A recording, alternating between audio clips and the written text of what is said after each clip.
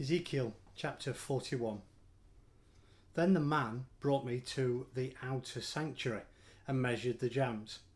The width of the jambs was 6 cubits on each side. The entrance was 10 cubits, and the projecting walls on each side of it were 5 cubits wide. He also measured the outer sanctuary. It was 40 cubits long and 20 cubits wide. Then he went into the inner sanctuary and measured the jambs of the entrance. Each was 2 cubits wide. The entrance was 6 cubits wide, and the projecting walls on each side of it were 7 cubits wide. And he measured the length of the inner sanctuary. It was 20 cubits, and its width was 20 cubits across the end of the outer sanctuary. He said to me, "This is the most holy place." Then he measured the wall of the temple. It was 6 cubits thick, and each side room around the temple was 4 cubits wide. The side rooms were on 3 levels, one above another, 30 on each level. There were ledges all around the wall of the temple to serve and support the side rooms, so that the supports were not inserted into the wall of the temple.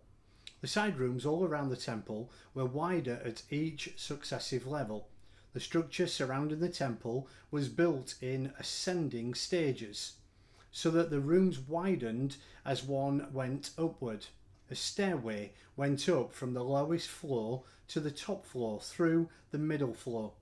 I saw that the temple had a raised base all around it, forming the foundation of the side rooms. It was the length of the rod, 6 long cubits. The outer wall of the side rooms was 5 cubits thick. The open area between the side rooms of the temple, the priest's rooms, were 20 cubits wide all around the temple. There were entrances to the side rooms from the open area on the north and another on the south, and the base adjoining the open area was 5 cubits wide all around. The building facing the temple courtyard on the west side was 70 cubits wide.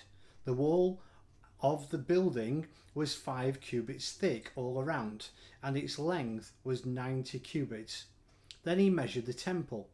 It was 100 cubits long. The temple courtyard and the building with its walls were also 100 cubits long. The width of the temple courtyard on the east, including the front of the temple, was 100 cubits. Then he measured the length of the building facing the courtyard at the rear of the temple, including its galleries on each side. It was 100 cubits. The outer sanctuary, the inner sanctuary, the portico facing the court, as well as the thresholds and the narrow windows and galleries around the 3 of them, everything beyond and including the threshold was covered with wood. The floor, the wall up to the window, and the windows were covered. In the space above the outside of the entrance to the inner sanctuary and on the wall at regular intervals all around the inner and outer sanctuary were carved cherubim and palm trees. Palm trees alternated with cherubim. Each cherub had 2 faces, the face of a man toward the palm tree on one side and the face of a lion towards the palm tree on the other. They were carved all around the whole temple, from the floor to the area above the entrance. Cherubim and palm trees were carved on the wall of the outer sanctuary. The outer sanctuary had a rectangular doorframe, and the one at the front of the most holy place was similar. There was a wooden altar 3 cubits high and 2 cubits square. Its corners, its base, and its sides were of wood. The man said to me, "This is the table that is before the Lord." Both the outer sanctuary and the most holy place had double doors. Each door had 2 leaves, 2 hinged leaves for each door. And on the doors of the outer sanctuary were carved cherubim and palm trees like those on the walls. And there was a wooden overhang on the front of the portico. On the side walls of the portico were narrow windows with palm trees carved on each side.